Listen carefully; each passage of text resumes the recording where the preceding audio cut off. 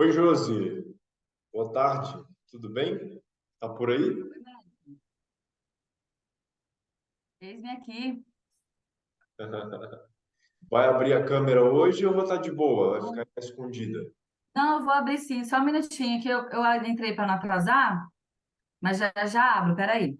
Mas Bom, pode começar, tô bem, assistindo já. combinado.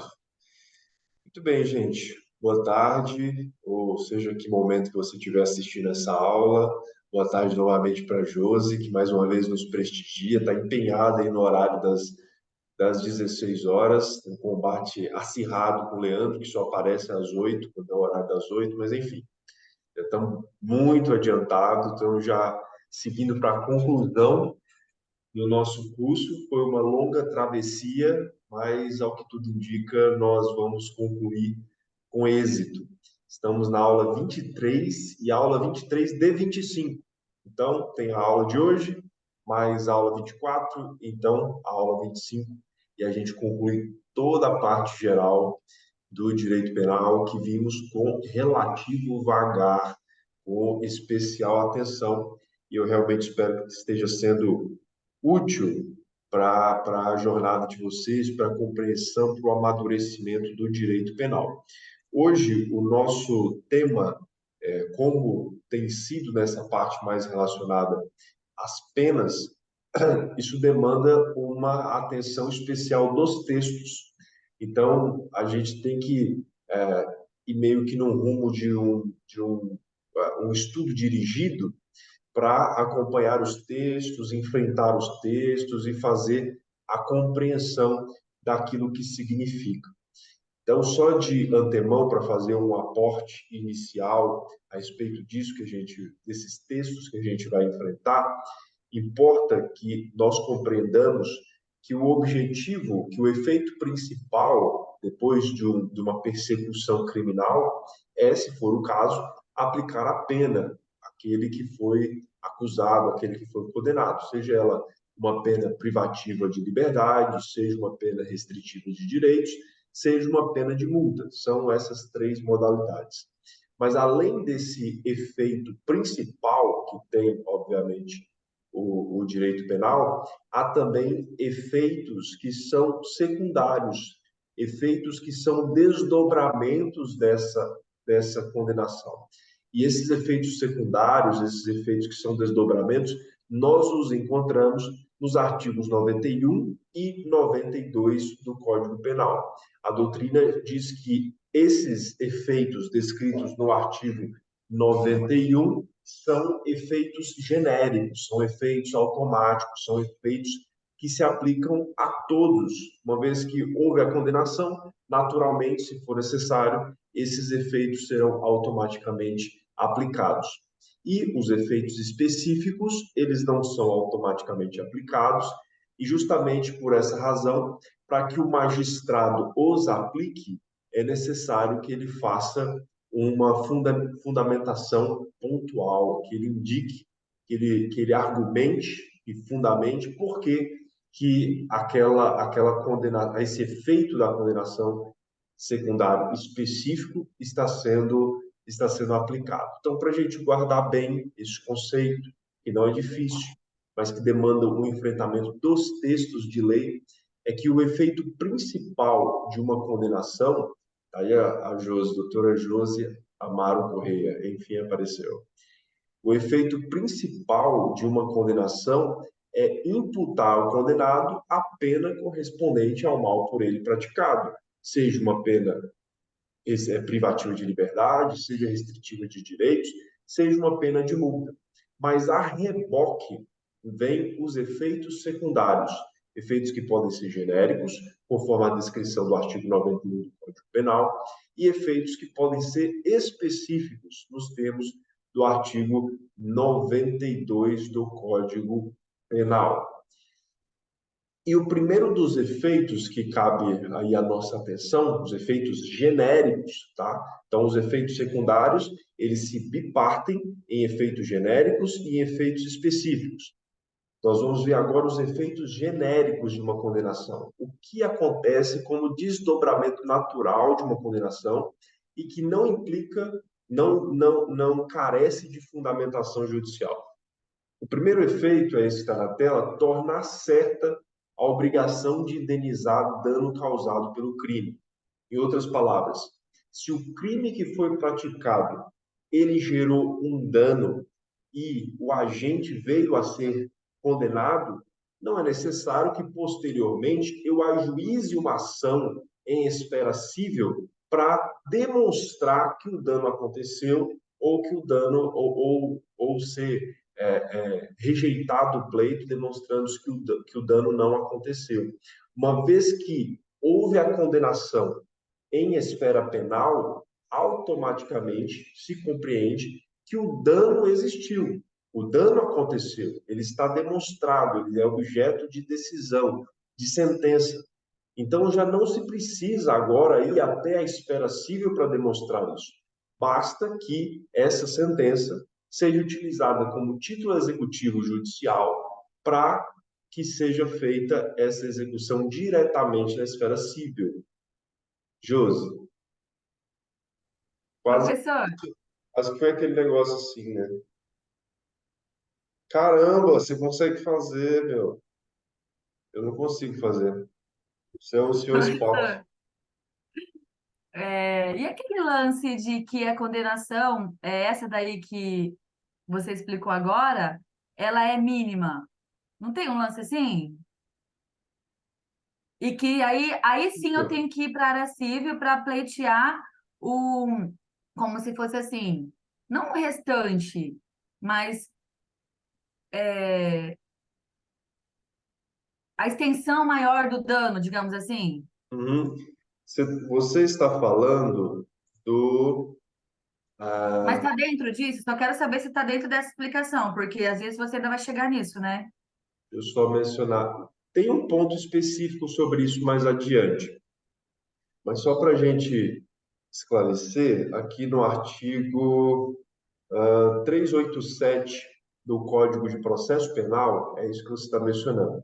Artigo 387. O juiz, ao proferir sentença condenatória, inciso 4, fixará valor mínimo para reparação dos danos causados pela infração, considerando os prejuízos sofridos pelo ofendido. Então, uma das medidas a serem adotadas pelo magistrado quando ele, deixa eu só voltar aqui na tela, peraí,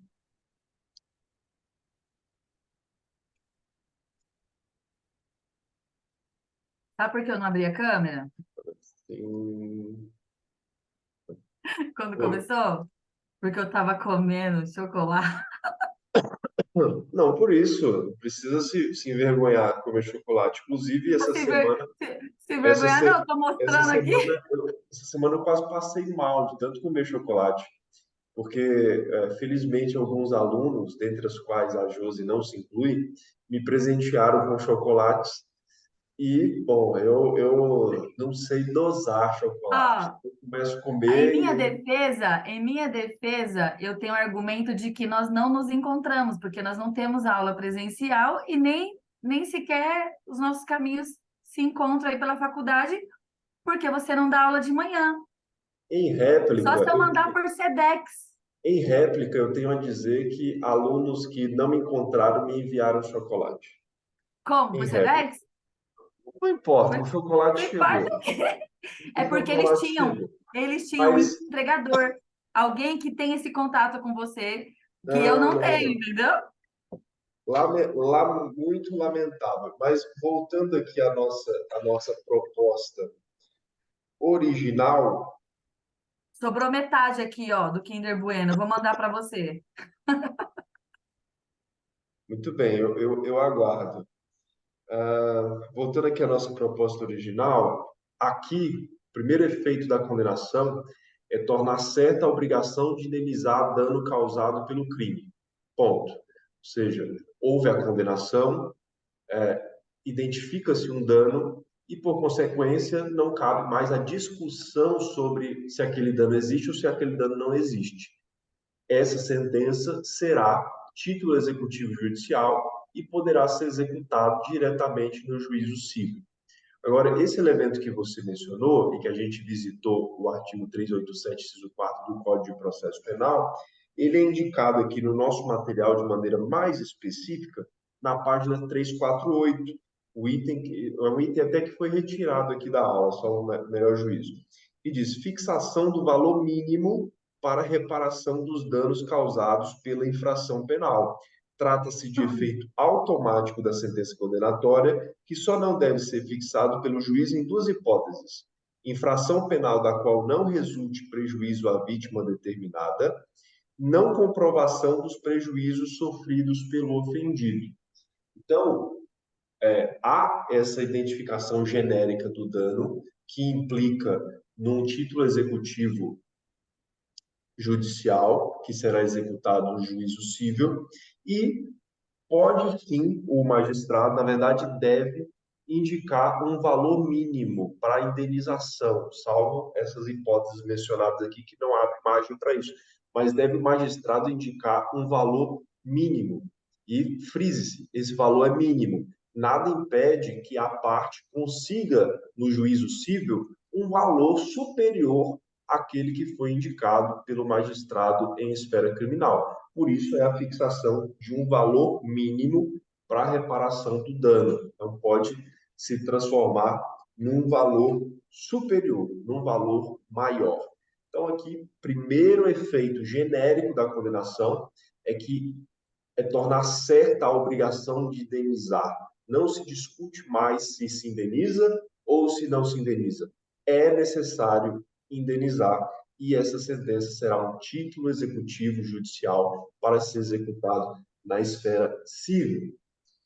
Outro elemento aqui que é também um efeito genérico da condenação é a perda em favor da União dos instrumentos do crime. Ou seja, aqueles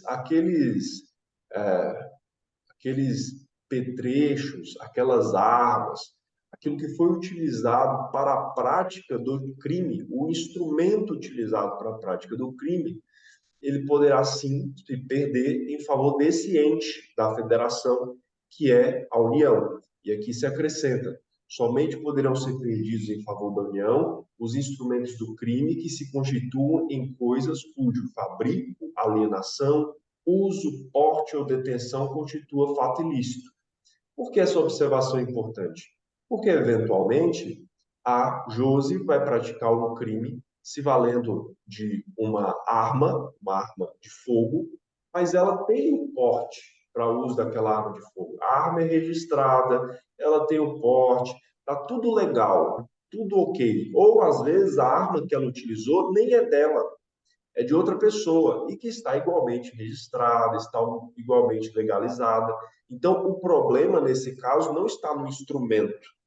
Então, a pessoa praticou o crime, será eventualmente condenada e apenada em razão da prática desse crime, mas esse instrumento não será perdido em favor da União, porque esse instrumento é um instrumento legal, é um instrumento regularizado. Se ele estivesse em condições ilícitas, sim, ele poderia ser perdido em favor da União, mas, se não for o caso, ele permanece em propriedade de quem? Do seu dono, do seu proprietário.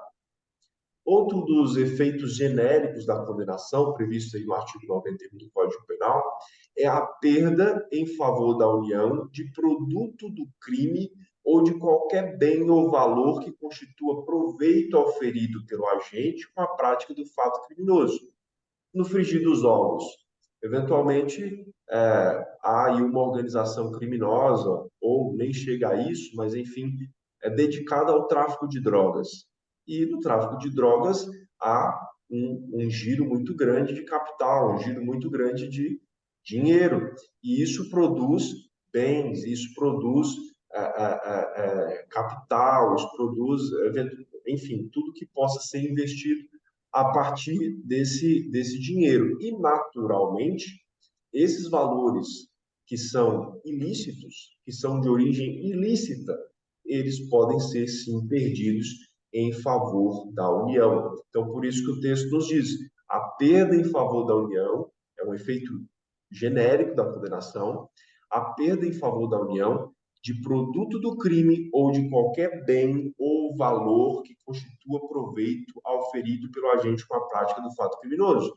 Então, às vezes, ele não está lá com as maletas de dinheiro, mas ele usou essa grana para comprar carros, para comprar imóveis, para investir em ações, enfim. Então, tudo isso aí pode vir a ser perdido em razão dessa origem ilícita desses recursos.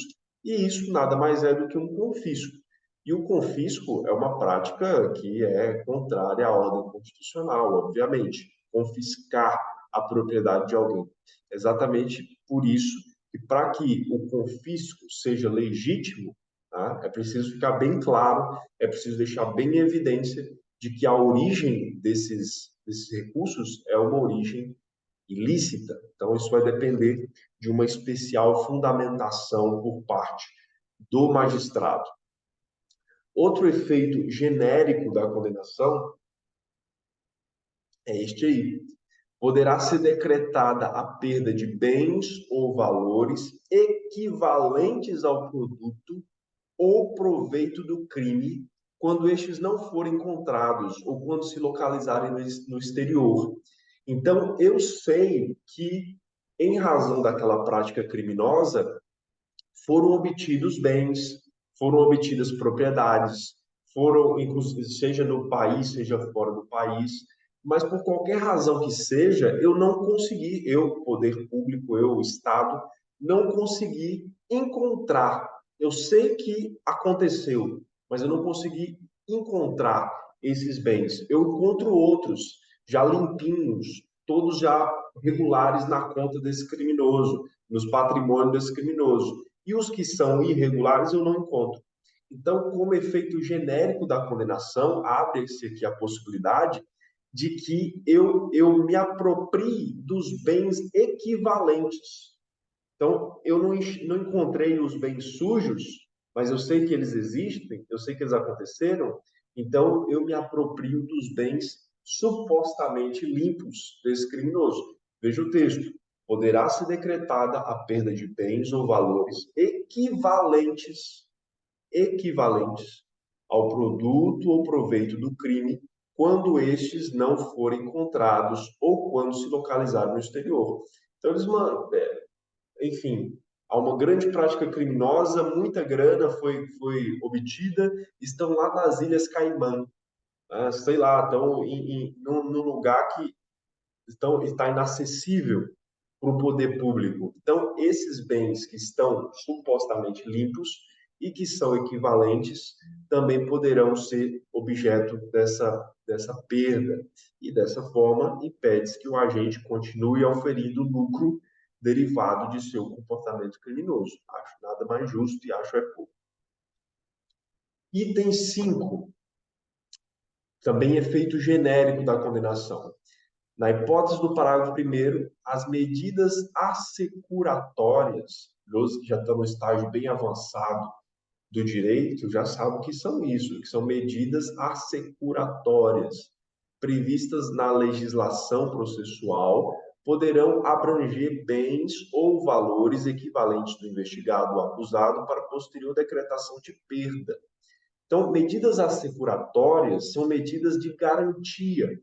Então, o processo está em curso, a persecução criminal está em curso. É possível que, se eu deixar tudo rolar até se alcançar a condenação, para que só então eu me aproprie desses bens do investigado, do acusado, pode ser que quando chegar lá na ponta já tenha evaporado tudo, já tenha acabado com tudo. Então, para garantir, eu posso me valer de medidas assecuratórias para que esses bens, móveis, imóveis, eles fiquem amarrados, eles fiquem presos, eles fiquem inalienáveis, sem possibilidade de transmissão, para que quando, enfim, a condenação chegar, caso chegue, eu possa, então, tomar esses bens e, assim, solver o prejuízo da sociedade. E, inclusive, aqui tem uma observação importante, essas medidas de garantia, essas medidas assecuratórias, poderão ser levadas a efeito ainda na fase investigatória. Você sabe que dentro da persecução criminal, nós temos uma fase pré-processual e temos a fase processual, de conhecimento, de recurso. Mas antes disso, nós temos uma fase pré-processual, que costumeiramente ocorre no bojo de um inquérito policial. Não necessariamente, mas costumeiramente ocorre. Nesse contexto, é possível, já desde então, que se valha, né, a autoridade judicial se valha dessas medidas assecuratórias para garantir que, de fato, os bens vão estar lá disponíveis ao final do processo para que eles sejam, né, tomados pela União, se for necessário, e assim ressaçam a sociedade. Outro aqui muito interessante, isso é coisa nova aí do Código Penal, também como efeito genérico da condenação. Na hipótese de condenação por infrações as quais a lei comine pena máxima superior a 6 anos de reclusão, poderá ser decretada a perda, como produto ou proveito do crime, dos bens correspondentes à diferença entre o valor do patrimônio do condenado e aquele que seja compatível com o seu rendimento lícito. Então, o cara tem na formalidade, ele tem uma profissão simples, uma profissão que pagaria para ele um salário mínimo, o mínimo paulista, 1.300 e qualquer coisa. Só que ele tem mansões, ele tem carros, ele tem helicóptero, ele tem jatinho. Ué, isso não faz sentido. Não faz nenhum sentido. Então, por mais que é aquela história, né? Tem uma caixa fechada. Eu não estou vendo o que está dentro da caixa, mas eu ouço um miado. Então, dá para deduzir que dentro da caixa tem um gato. Né? Então, um lance lógico, um lance de dedução. Não tem condições desse cara ter essa grana, uma grana que ele não consegue explicar, um patrimônio que ele não consegue explicar. Então, felizmente, tem essa previsão legal para que esse patrimônio também sirva ao ressarcimento da sociedade.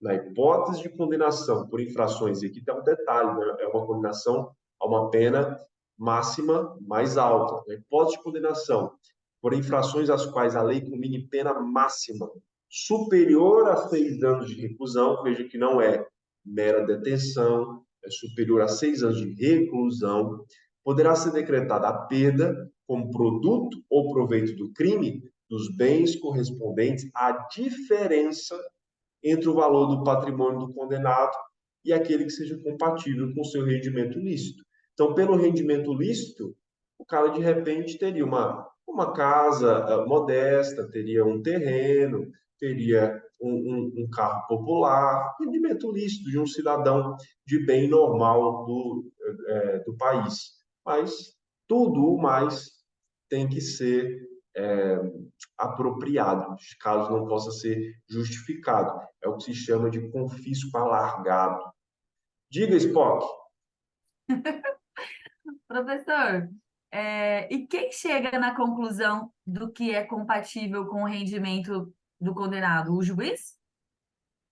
Possivelmente ele vai pedir uma análise pericial, uma análise técnica, né? Porque isso parece tão subjetivo, né? Uma análise me parece saudável, né? Que seja feita uma análise contábil, né? Um processo que gera uma situação como essa costuma ser um processo complexo de partes fortes, né? Geralmente os caras graúdos do crime. Então, isso vai depender de uma análise, sim, de uma perícia contábil para que isso seja verificado.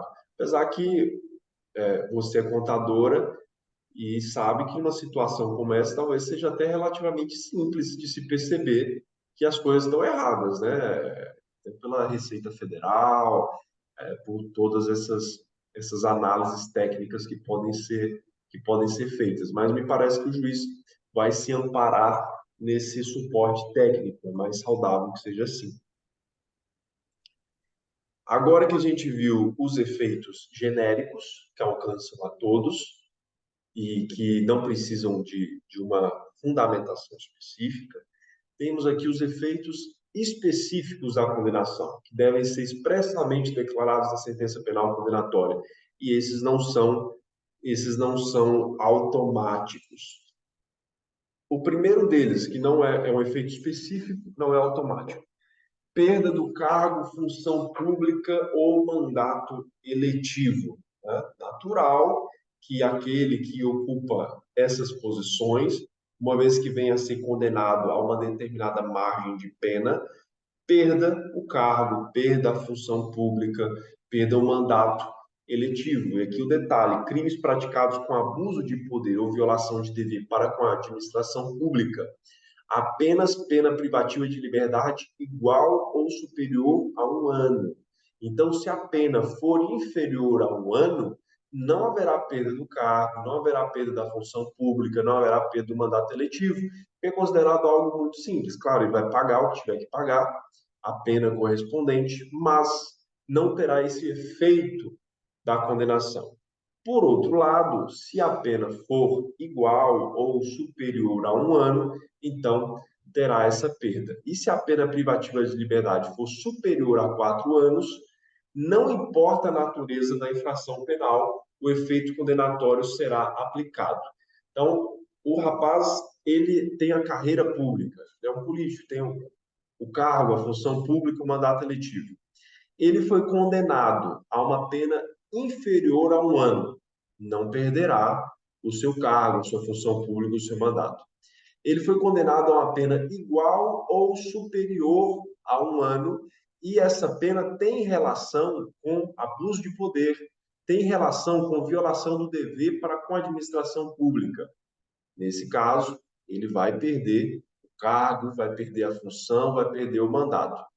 Agora, ele tem esse cargo, ele tem essa função, ele tem esse mandato e pratica um crime com pena superior a 4 anos, ainda que isso que ele fez não tenha relação com abuso de poder, não tenha relação com a administração pública, não tenha relação com a sua atividade política, da mesma forma, isso vai redundar na perda do cargo, na perda da função, na perda do mandato, certo? Então, recapitulando, a pena é inferior a 1 ano, não perde cargo, função pública ou mandato. A pena é igual ou superior a 1 ano, se for relacionado a abuso de poder e administração pública, perde o mandato. Se a pena for superior a 4 anos, ainda que isso que foi praticado não seja abuso de poder, não seja violação de dever para com a administração pública, ainda assim ele vai perder o cargo, vai perder a função ou perderá o mandato. E agora uma questãozinha aqui, que é a única que nós temos hoje, inclusive, e pelo visto é a única que a OAB na história fez sobre esse tema, porque eu fiz o pente fino em tudo quanto é questão da OAB relacionada aos temas que a gente está enfrentando aqui. Então, em 2018, a OAB repousou sobre esse tema. Como ele tratou isso, é o que a doutora Josi Amaro verá agora, lendo para a gente o texto. Por favor. Mário foi denunciado pela prática de crime contra a administração pública, sendo imputada a ele a responsabilidade pelo desvio de R$ 500 mil dos cofres públicos. Após a instrução e confirmação dos fatos, foi proferida a sentença condenatória, aplicando a pena privativa de liberdade de 3 anos de reclusão, que transitou em julgado. Na decisão, nada consta sobre a perda do cargo público de Mário. Diante disso, ele procura um advogado para esclarecimentos em relação aos efeitos de sua condenação. Considerando as informações narradas, o advogado de Mário deverá esclarecer que a perda do cargo nos crimes praticados por funcionário público contra a administração é efeito automático da condenação, É sendo efeito irrelevante. automático? Lógico que não.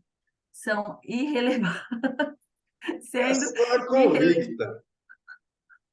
Sendo irrelevante a sua previsão em sentença, desde que a pena aplicada seja superior a 4 anos. É errado de novo. B. A perda do cargo nos crimes praticados por funcionário público contra a administração é efeito automático da condenação, desde que a pena aplicada seja superior a 1 ano. Errada. Por A que tá perda do errado, cargo. Josi? Hã? Por que tá Porque errado? não é automático. E essa última parte tá errada por quê? Peraí, perda do cargo nos crimes praticados, desde que a pena aplicada seja superior. Por quê? Inferior a 1 ano, não perde.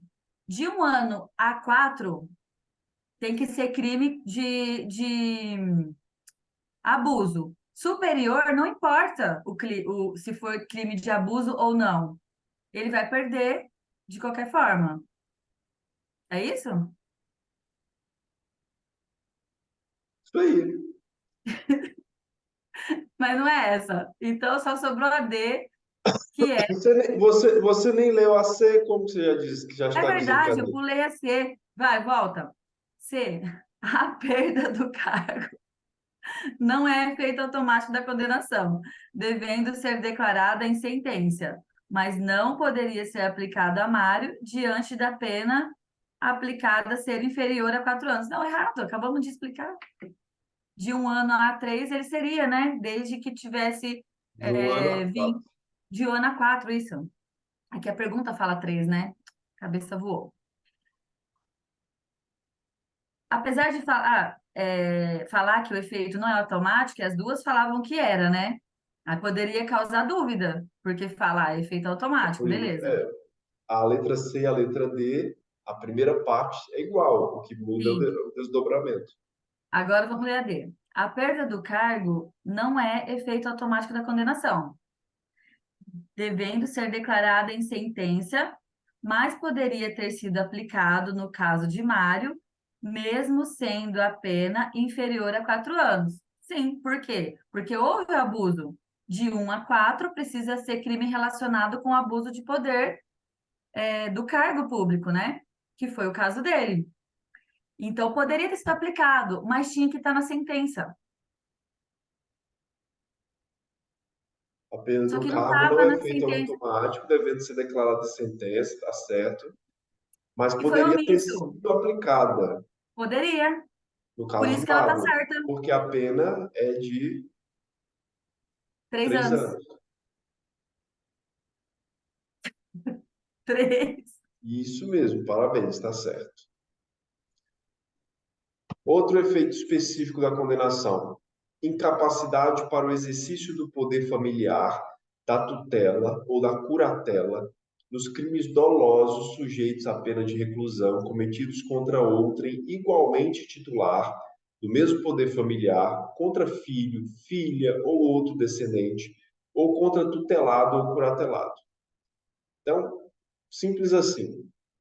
Você perderá o exercício do poder familiar se você cometer um crime doloso contra o seu filho, contra a sua filha, contra o seu cônjuge, contra quem estiver sob a sua tutela, um curatelado, enfim, essas pessoas que estão no seu entorno mais próximo. Se você cometer um crime doloso contra elas, então naturalmente você perderá, você ficará incapaz para o exercício do poder familiar, da tutela ou da curatela. Se for filho, cônjuge, poder familiar. Se for tutelado, tutela, curatelado, curatela.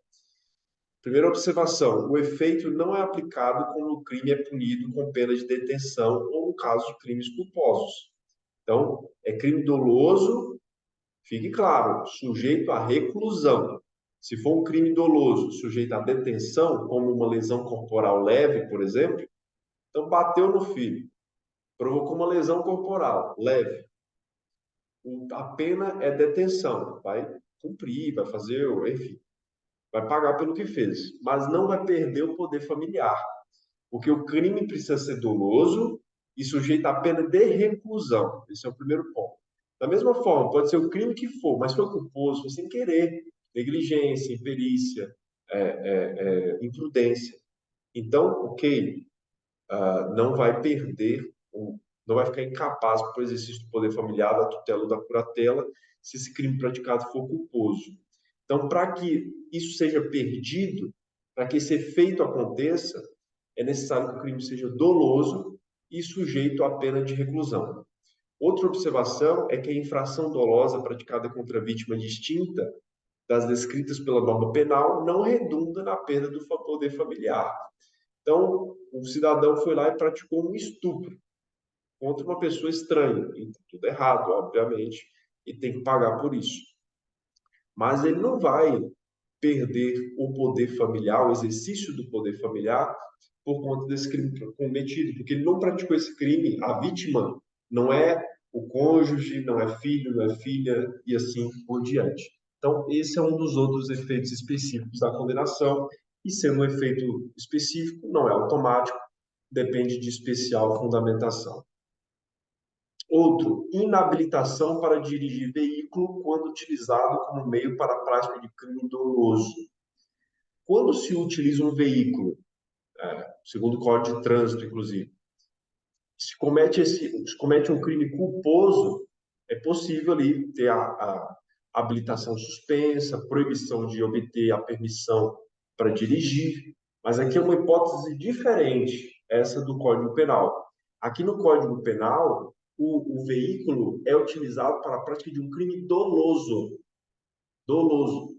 Então, em razão disso, como efeito da condenação, um efeito específico de uma condenação, em que se usou um veículo, um carro, por exemplo, para cometer um crime doloso contra uma pessoa, esse agente ficará inabilitado para dirigir. Agora, saindo da parte geral do artigo 91 e 92 do Código Penal e avançando um pouco mais, chegando à parte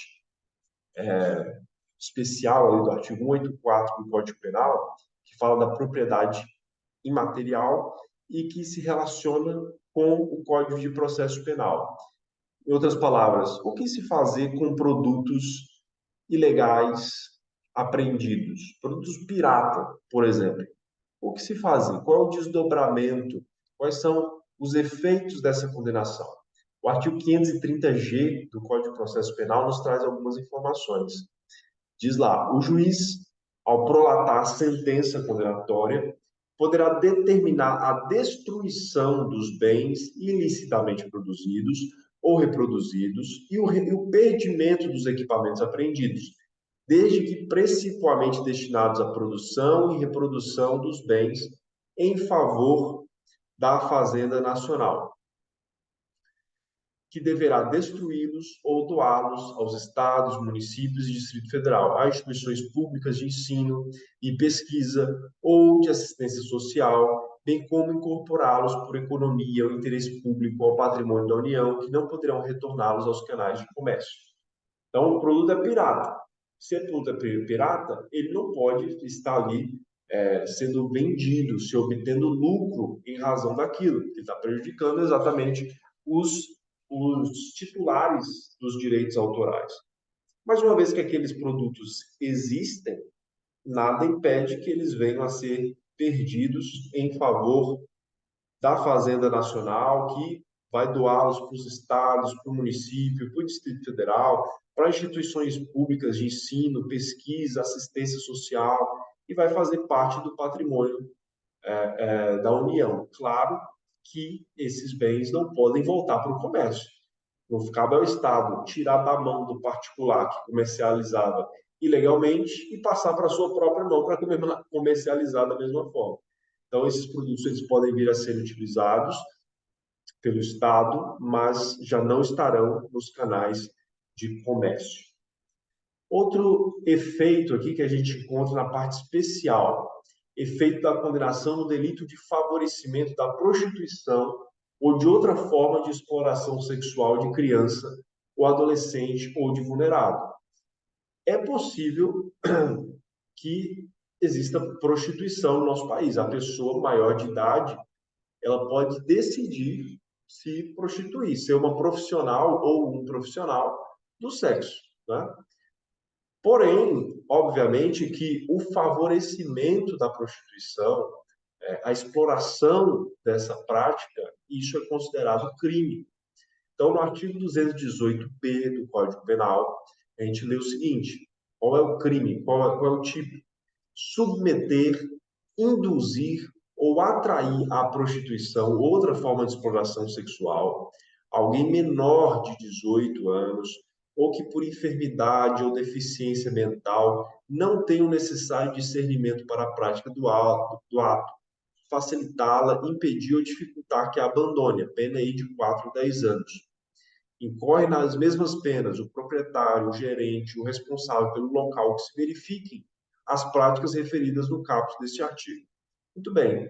Daí se descobriu quem favorecia essa prostituição de menores de idade e a pessoa foi condenada.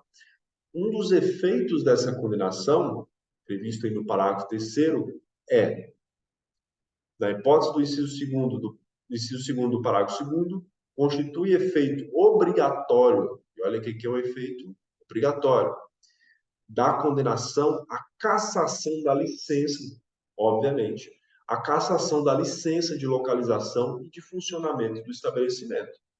Então, se aquele estabelecimento ele explora a prostituição e o faz ilicitamente, e o faz favorecendo prostituição de menores de idade, por exemplo, ou de pessoas que sejam maiores de idade, mais vulneráveis, então, um dos efeitos dessa condenação, por óbvio, além da reclusão de 4 a 10 anos, é a cassação da licença de localização e de funcionamento desse estabelecimento. No caso, outro efeito aqui, no caso da condenação na lei de tortura, e eventualmente, vamos supor que é uma lei de tortura, que é uma tortura praticada por agentes públicos. Nesse caso, tendo por efeito necessário e automático da condenação a perda do cargo, função ou emprego público a que o agente estiver investido. Natural. Se ele foi condenado a crime de tortura, não faz sentido que ele continue sendo um oficial do Estado. Naturalmente que perderá como um efeito necessário e automático o cargo, função ou emprego público em razão de ter se envolvido com esse tipo de prática degradante, que é a tortura. Outro efeito, e esse aqui é também igualmente interessante, dos crimes resultantes de preconceito de raça ou de cor. Lei 7.716 de 89. Constitui efeito da condenação a perda do cargo ou função pública para o servidor público e a suspensão do funcionamento do estabelecimento particular por prazo não superior a 3 meses. Então, o servidor condenado por crime de racismo, ele perde, né, o cargo, perde a função. E, no ambiente particular, estabelecimento particular, terá suspensão do funcionamento por prazo não superior a 3 meses. Isso aí é o que consta do artigo 16 da Lei de Racismo.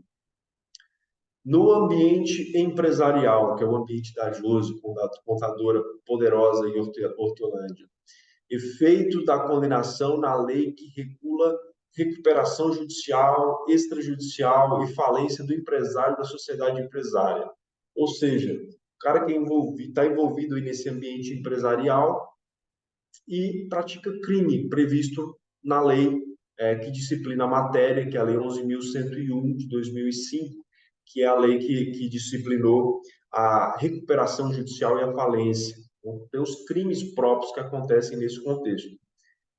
Lá também tem a previsão de efeitos da condenação. Então, são efeitos da condenação por crime previsto nesta lei.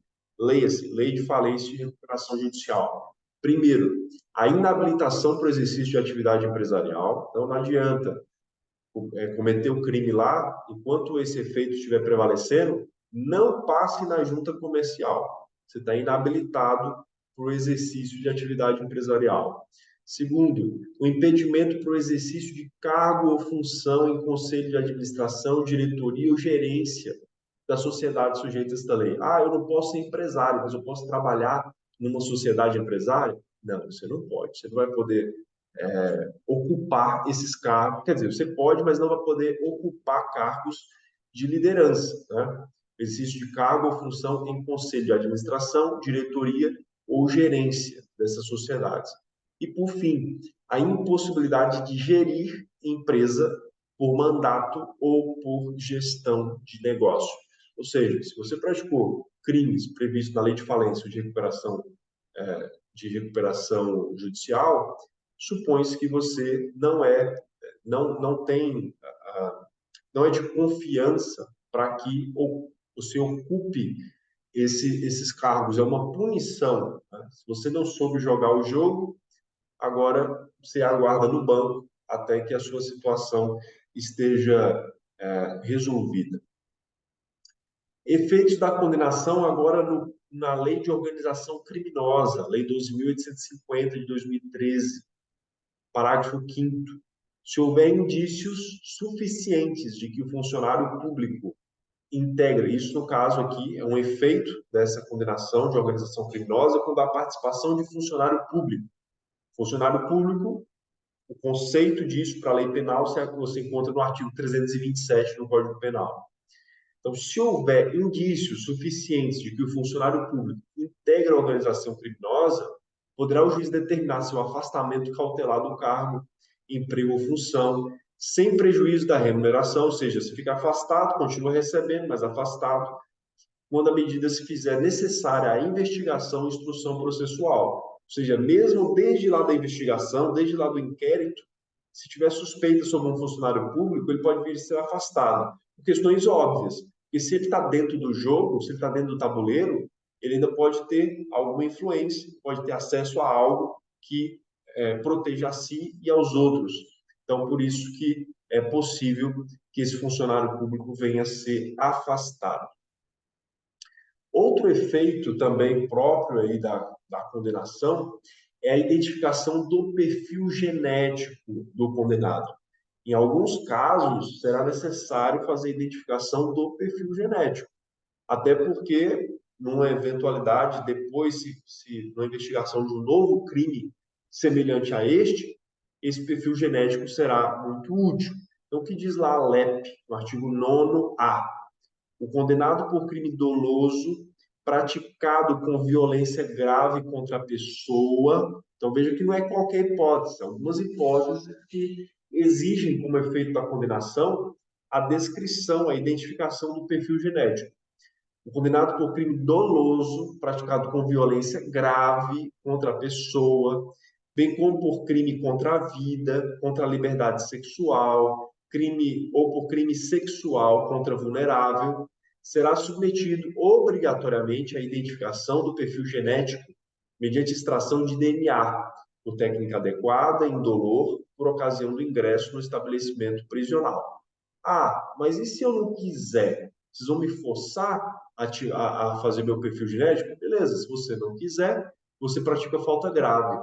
E tendo praticado falta grave, você fica impedido de acessar os benefícios do cumprimento de pena, a progressão, você fica preso na sua pena. Então, você precisa, caso não queira isso, se submeter à identificação do perfil genético. Olha o que diz o parágrafo 8º. Constitui falta grave a recusa do condenado em submeter-se ao procedimento de identificação do perfil genético. E veja, isso não é para todos os crimes. São crimes violentos, violência grave, crime doloso contra a pessoa, crime contra a vida, crime contra a liberdade sexual, crime contra a sexualidade vulnerável. Nesses casos, é necessário, obviamente, que seja feita a identificação do perfil genético, a fim de inibir ocorrências futuras e, caso elas ocorram, facilitar as investigações. Há uma lei específica que foi promulgada também na época da Dilma, que impede que pessoas que tiveram envolvimento com práticas racistas, né, que elas sejam homenageadas, porque tem pessoas envolvidas em todas as práticas racistas que já ocorreram nesse país e que têm obeliscos e monumentos no país, e nome de rua, e por aí vai. Isso foi impedido pela Lei 12.781, Então, como é um outro efeito aí de condenação para crimes dessa natureza, é proibido em todo o território nacional atribuir nome de pessoa viva ou que tenha se notabilizado pela defesa ou exploração de mão de obra escrava em qualquer modalidade a bem público de qualquer natureza pertencente à União ou às pessoas jurídicas da administração indireta. Então, natural, não faria nenhum sentido que pessoas que praticaram esse tipo de comportamento, que até hoje a gente sofre as consequências, recebam qualquer tipo de de homenagens vivas ou mortas. Virando aqui, agora que vimos os efeitos da condenação, vimos lá os efeitos automáticos, os efeitos genéricos, vimos os efeitos específicos, e agora, fechando aqui o nosso pacote para um segundo tema para hoje, relacionado à reabilitação. Então, o cidadão praticou o crime, ele foi condenado, ele cumpriu a pena, eventualmente ele foi colocado em condicional e durante aquele período ele observou as condições, enfim, o que precisa ser feito para que então ele seja declarado reabilitado e para que aqueles registros dele não fiquem disponíveis, não fiquem ostensivos para quem faça uma pesquisa, por exemplo. Depois de quanto tempo isso pode ocorrer? A gente sabe que depois de 5 anos, cumprido tudo que tinha para cumprir, ele volta a ser primário, ele retoma a sua primariedade. Mas a reabilitação acontece antes disso.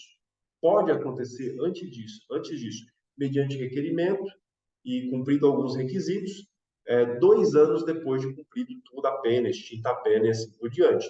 Então, o artigo 93 do Código Penal, falando da reabilitação, diz: a reabilitação alcança quaisquer penas aplicadas em sentença definitiva, assegurando ao condenado o sigilo dos registros sobre o seu processo de condenação. De repente, ele quer um emprego XY e está com aquela ficha ainda suja. Né? Ele quer a reabilitação. 2 anos depois, já é possível. Cumprida ou extinta a pena, artigo 202 da LEP, não constarão da folha corrida atestados ou certidões fornecidas por autoridade policial ou por autoridade da justiça, qualquer notícia ou referência à condenação. Claro, o registro interno para o Estado, ele vai continuar, porque o cara pode vir a praticar outras coisas e aqueles dados são importantes. Mas para a sociedade, aquilo vai ficar, a partir dali, excluído. E aí, por isso que o trecho final do 202 da LEP, salvo para instruir processo pela prática de nova infração penal ou outros casos expressos em lei. Então, vai instruir um novo processo, o promotor de justiça vai ter acesso a esses dados, mas a sociedade não terá acesso a esses dados de um cidadão que foi reabilitado, porque haverá um sigilo dos registros sobre o seu processo e sobre a sua condenação, e é a isso que se presta a reabilitação. No caso de perda do cargo da função pública, não há reabilitação, ou seja, eu não volto para o meu cargo, eu não volto para a minha função pública. Eu posso até conquistar uma outra, mas eu não volto para aquelas que eu perdi. O poder familiar. Um pai que praticou um crime sexual contra uma filha perdeu o poder familiar. Depois que ele cumpriu tudo, aí ele volta a ter o poder familiar? Não. Né? Então, não há reabilitação para esse tipo de caso. Acaba que a possibilidade descrita no código repousa nessa restauração de habilitação para a gente que praticou crime doloso na direção de veículo automotor. Então, ele perdeu a habilitação e agora, com a reabilitação, cumprida a pena, ele poderá retomar a sua habilitação para dirigir. E os requisitos para essa reabilitação estão aqui no artigo 94. O que precisa? Então, você, enquanto advogada, doutora Jus, vai até o juízo buscar a reabilitação do seu cliente. O que você precisa demonstrar? Em quais pontos? O que você precisa destacar? A reabilitação poderá ser requerida decorridos 2 anos do dia em que for extinta, de qualquer modo, a pena ou terminar a sua execução. computando-se o período de prova da suspensão e o do livramento condicional, se não sobrevier revogação, desde que o condenado, tenha tido domicílio no país no prazo acima referido, 2 anos. Assumiu para o exterior, ninguém sabe como que é a vida desse cara para lá. Não dá. Tenha dado, durante esse tempo, demonstração efetiva, constante, de bom comportamento público e privado. Não inventou outro BO. 3. Tenha ressarcido o dano causado pelo crime ou demonstre a absoluta impossibilidade de fazer. Eu não paguei porque eu não tinha condições. Até o dia do pedido, ou exiba documento que comprove a renúncia da vítima ou novação da dívida. Parágrafo único. Negada a reabilitação, poderá ser requerida a qualquer tempo, desde que o pedido seja instruído com novos elementos comprobatórios dos requisitos necessários. Busquei a reabilitação. O juiz entendeu que eu não preenchi os requisitos. Nada impede que, tempos depois, eu melhore o cumprimento desses requisitos, volte com o pedido novamente e consiga a reabilitação. Quem é competente para julgar esse pedido de reabilitação? Você vai apresentar esse pedido para o juiz da execução da pena ou vai apresentar isso para o juiz que condenou o condenado? A gente encontra essa resposta no Código de Processo Penal, artigo 743. A reabilitação será requerida ao juiz da condenação. Então, veja que não é uma dedução. A gente tende a pensar que será na execução. Parte desse texto do CPP, inclusive, foi revogado, que aqui diz, após o decurso de 4 ou 8 anos, não é mais isso, agora são 2, a gente viu lá no artigo 93, mas a competência permanece sendo do juiz da condenação, conforme se trate do condenado, o reincidente, contado do dia em que houver terminado a execução da pena principal ou da medida de segurança detentiva, devendo o requerente indicar as comarcas em que haja residido durante aquele tempo. O recurso do indeferimento. Então, a Josi já estuda o Código de Processo Penal, já conheceu lá tanto a apelação quanto o recurso em sentido estrito. Houve a compreensão no passado que o recurso contra o indeferimento desse pedido de reabilitação abriria margem para a interposição de recurso em sentido estrito, especialmente por se compreender que seria uma causa extintiva da punibilidade. Mas depois, quando se amadureceu a ideia, entendemos que essa reabilitação é uma tentativa de implementação de política criminal, e sendo essa decisão definitiva, então, indefiro, isso aqui não é uma decisão intermediária, não é uma extinção de punibilidade, eu estou indeferindo, é uma decisão definitiva. Então, quando há uma decisão definitiva, isso abre margem para um recurso específico, e esse recurso específico, que é a compreensão, inclusive, dos nossos tribunais, é a apelação. E para finalizar aqui, nosso último slide, os requisitos para a revogação da reabilitação. Então, muito bem, você preencheu os requisitos do artigo 94, 93, 94 para a reabilitação, mas aí o cara conseguiu perder essa reabilitação. A reabilitação foi revogada. E a reabilitação é revogada quando ele é condenado em trânsito em julgado posterior com pena privativa de liberdade e condenado com reconhecimento de que o reabilitado é reincidente. Então, veja, para que ele seja reincidente, isso significa que não se passaram, desde a última condenação, 5 anos. Então, passaram 2, você conseguiu a reabilitação para ele.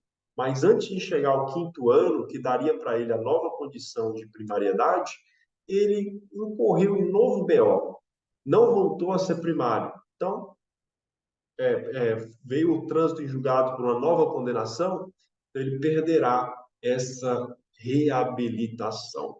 Então, com isso, vimos aí os pontos, ponto a ponto.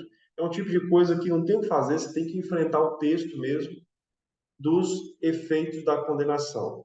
Tanto o efeito principal, que pode ser uma pena privativa de liberdade, restritiva de direitos, multa, e os efeitos secundários, que podem ser genéricos e que se desdobram naturalmente, automaticamente, e os que são específicos, que demandam uma fundamentação específica também do juiz para que sejam aplicados. E todos eles que estão presentes na parte geral do Código Penal, na parte especial do Código Penal e em algumas das leis esparsas também vimos efeitos da condenação. Na próxima aula, estamos agora por 2 aulas. Na próxima aula, nós veremos medidas de segurança, tá? Ponto interessante, medidas de segurança, quando não há discernimento, né, no agente, ele é incapaz, é inimputável, mas pode vir a ser apenado. Apenado não, porque não é uma pena, mas vir a ser aplicada a medida de segurança, e também extinção da punibilidade, causas extintivas da punibilidade previstas no artigo 107 do Código Penal. Essa será a nossa ênfase da próxima aula. Próximo domingo, 17, é dia de formatura, então é possível que a gente faça um ajuste aí no horário, talvez a gente coloque para as 14. Professor, Pois não. durante a semana, à noite, você está tendo demanda? Já nessa semana agora, você está tendo demanda de trabalho durante à noite ainda? Eu acho que a gente consegue Porque, assim, fazer a última aluno de... aula depois do dia 17. Eu acho que eu consigo algum dia à noite. Mas essa semana eu preciso dar um gás no doutorado, preciso dar um gás em umas Porque ações. eu ia sugerir dessas duas últimas aulas, se fosse possível fazer durante a semana mesmo. Uhum. Até essa próxima, caso você não tivesse tendo, né? Eu vou tentar. Se eu Sabe por conseguir um quê? Fim de horário. semana que vem é fim de semana que antecede, né? Que o Natal vai cair no fim de semana, né? O próximo fim de semana é domingo é 17. Aí o seguinte é Isso, Natal. Nesse de Natal, isso. claro que não vai ser nesse dia. Beleza. Mas aí, de repente, a gente consegue, na semana anterior ou na posterior, faz um ajuste e aí a gente conclui. A aula de 25, que é sobre prescrição, é especialmente desafiadora e importante.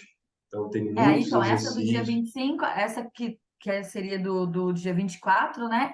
É Uhum. certeza, vai ser um dia da semana, você só vai ver o Exato, qual e o horário, né? exato, A da exatamente. semana que vem, mais para ser mesmo, só que como é formatura, iria mudar o horário. Isso, exatamente. E aí você ainda vai ver uma hipótese de ser durante a semana ou não? Vou tentar, não garanto, mas vou tentar, Tá bom. tá bom? Então, obrigado, Quinta-feira. Josi, pela companhia. Espero que tenha sido útil aí para a sua compreensão. Como você pôde ver, a OAB só fez uma questão sobre isso Pois é, menino. nesses últimos anos, mas pode ser algo que venha à tona em algum momento, a gente precisa estar preparado também. Tá bom? Vai Um que abraço cai. para você, bom restante de domingo e até a próxima. Obrigada, professor, Tchau, para você tchau. também. Tchau.